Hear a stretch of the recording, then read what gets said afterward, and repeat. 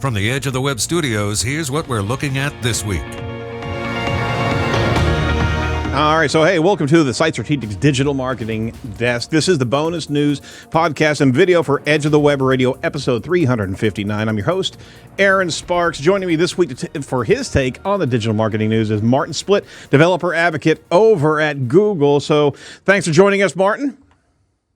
Happy to be here. Thanks for having me. More than welcome, more than welcome. So we wanted to dive in to a few Google News articles. So first and foremost, over at Android Police, Adobe Flash will finally die on December 31st, 2020. The shift to mobile content and the maturation of standards like HTML5 have made Flash a relatively rarity online, but Adobe is still issuing security patches. My gosh. Can you imagine the people in that department? They just want to shoot it. Old Yeller it, it's gone. It will stop doing so at the end of 2020, and you'll no longer be able to download the Flash player from Adobe sites. If you still have Flash installed on your system, Adobe will actively encourage you to uninstall it later this year. So this was from Ryan Whitman over at Android Police. Being on the tech side of Google and the developer's advocate, how long have you been preaching to stop using Flash? A long time. This has been a long time coming, and I think besides the revolution that iPhones brought in the sense of making space for a smartphone ecosystem and app ecosystem, it was also like the first step towards getting rid of Flash and other plugins, I think. And I mean, we usually talk about Flash because it's the biggest plugin there was that basically bottled up non-web content on the web. Right. But there are other plugins, and they're still in use today. And I hope that everyone who has made the decision to invest in content bottled up in these plugins is now reconsidering.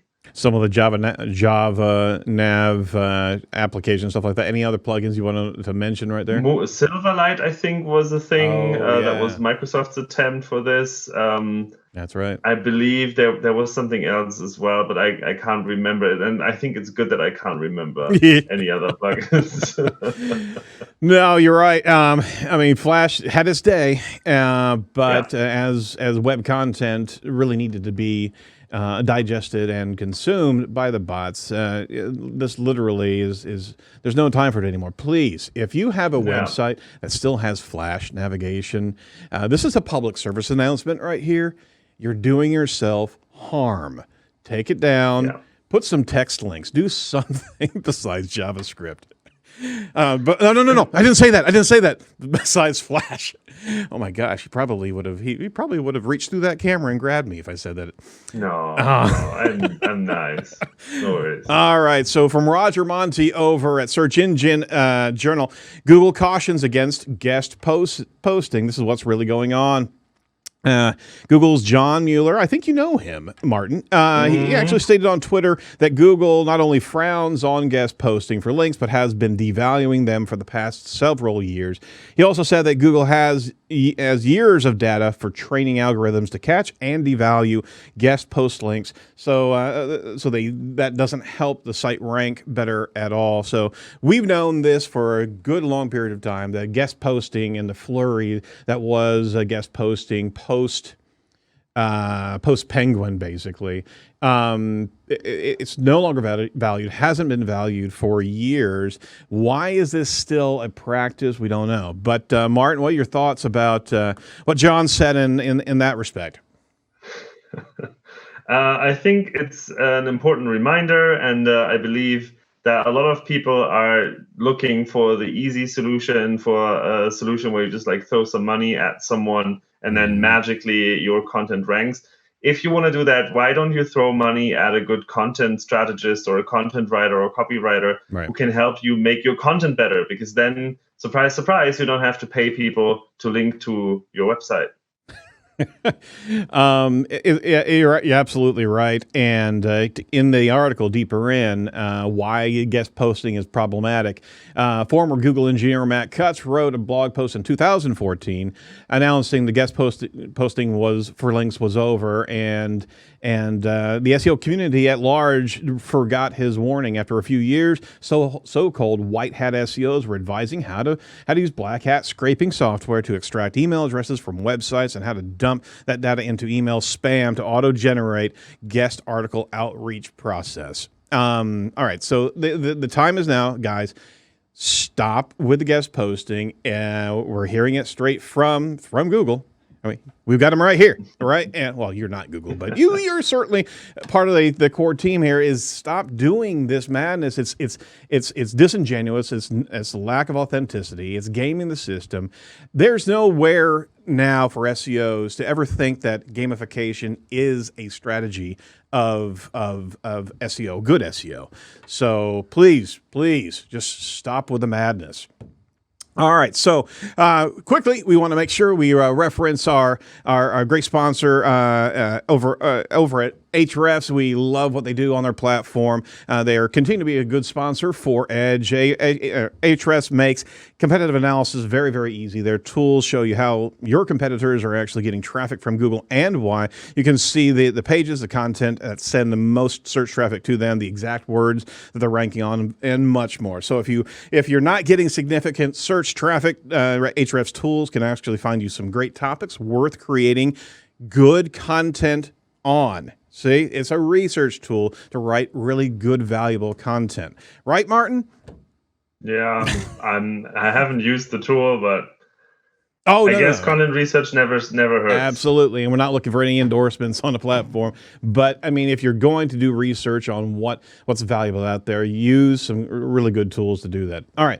Lastly, we wanted to swivel back around to Search Engine Roundtable, Barry Schwartz's site, and I think he keeps on resurrecting this point. And this is one of these kind of myths that keep on perpetuating. Google again. We don't look at analytics bounce rates for ranking. Again, Google has said that it does not look at Google Analytics bounce rates for any type of ranking signals for websites. John Mueller of Google said in a Webmaster Hangout video around the 25-minute mark, I think there's a bit of misconception here that we're looking at things like analytics bounce rate when it comes down to ranking websites. That's definitely not the case. Now, I've heard this from Google, I think, for about 12 years. Something in that space. You have been talking about that, if not even longer. Martin, what's your take on this? It keeps on coming back around. Is it like a new generation of SEOs, and that's the first? I don't know. I think it starts. I'm not super sure what the background on this specific article is, but I know that a lot of people are getting ideas of like, ooh. Google says that user experience is a factor, and that is true. I mean, we have the page experience coming in 2021. Mm-hmm. We do look at page speed. We do look at HTTPS, which is not directly user experience, but like it means that at least you took the time to encrypt the traffic between browser and server. Mm-hmm. And then they're like, oh, so they must also look at other things like bounce rate and stuff, and right.